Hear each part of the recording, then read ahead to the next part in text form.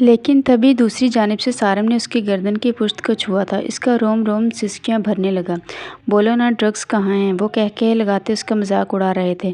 مہرما کی جان ہاتھوں سے نکلنے کو تھی۔ ان ذلیل درندوں کا لمس اس کے اندر موت کی اذیت بھر رہا تھا، جبکہ اس کی اذیتوں سے بے بہرا وہ لبوں پر مسکان سجائے ویڈیو بنا رہا تھا۔ میرے پاس مت آنا، دور دور رہو۔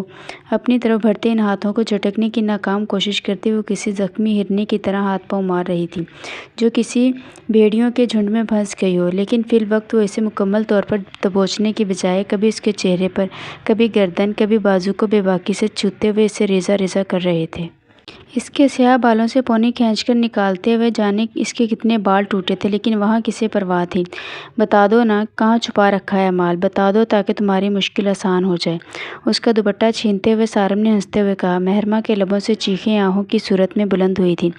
عمیر ٹیبل کے پاس ہی زمین پر بیٹھا اطمینان سے ڈرنک کر رہا تھا۔ میرے پاس کچھ نہیں ہے۔ So now it's time to prove your words. You should keep your words. وہ اسے اسی کے الفاظ لوٹا رہا تھا۔ اس کے عیاش دوستوں کے شکنجے میں بے حال ہوتی مہرما اپنے ہاتھوں اور ٹانگوں سے انہیں خود سے دور رکھنے کی بھرپور کوشش کر رہی تھی۔ حرام مشروب سے بچنے کے لیے سر ہلانا چاہا، لیکن ہاتھوں اور پیروں کے ساتھ ساتھ اس کا چہرہ بھی ان درندوں کی گرفت میں تھا۔ پھٹی پھٹی آنکھوں سے ان کے چہرے دیکھتی وہ موت کی ہچکیاں بھرتی شراب کے گھونٹ بھر رہی تھی۔ اسے سانس لینے کا موقع دیے بغیر وہ اسے شراب پلا رہا تھا۔ منصب جو موبائل میں بنتی ویڈیو میں کیمرہ زوم کیے بنا پلک جھپکائے اس کا اذیت ناک چہرہ دیکھ رہا تھا۔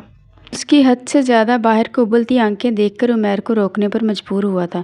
عمیر، لیو ہر، وہ جلدی سے بولا تو عمیر نے مہرما کے لبوں سے شراب کی بوتل ہٹا دی۔ بوتل دور ہوتے ہی اسے ہلکی ہلکی کھانسی کا دورہ سا پڑا تھا۔ منصب نے موبائل سائیڈ پر رکھا اور خود کھڑا ہوتا قدم بہ قدم بیڈ کی جانب بڑھا۔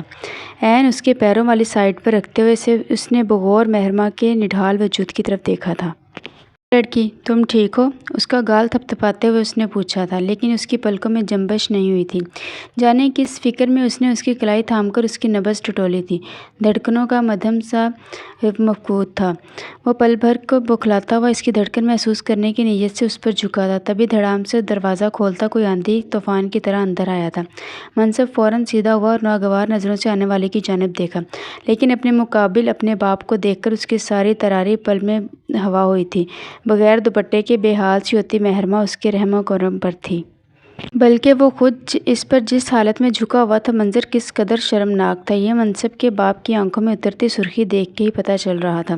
ان کی قہر بار نظروں کی تپش سہتے منصب کو اپنے حلق میں کچھ اٹکتا ہوا محسوس ہوا۔ وہ سرعت سے اس کی کلائی چھوڑتا بیڈ سے اتر کر نیچے کھڑا ہوا۔ بابا، آپ یہاں؟ اسے سمجھ نہیں آ رہی تھی کہ اب وہ کیا انہیں صفائی دے۔ ان کے پیچھے ہی کمرے میں داخل ہوتی اپنی ماں کی آنکھوں میں حیرت اور آنسو دیکھ کر اس کا دل کیا زمین پھٹے اور وہ اس میں سما جائے۔ اسے مجھے پوچھنے کی ضرورت تو نہیں ہے، لیکن سننا چاہتا ہوں، کیا اسے تم نے کڈنیپ کروایا ہے؟ اس کے مقابل ٹھہرتے وہ جیسے اعتراف جرم سننا چاہتے تھے۔ ان کی آواز ہڈیوں کو منجمد کر دینے والی سر داغ لیے ہوئے تھی۔ منصب کی نظریں جھکتی چلی گئیں۔ اگلے ہی پل کمرہ منصب کے چہرے پر پڑنے والے تھپڑ کی آواز سے گونج اٹھا تھا۔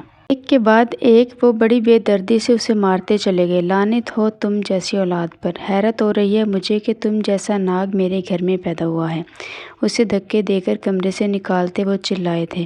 آنسو بہاتی اس کی ماں نے مہرما کی طرف بڑھ کر اسے سنبھالا جو نیم مردہ لگ رہی تھی۔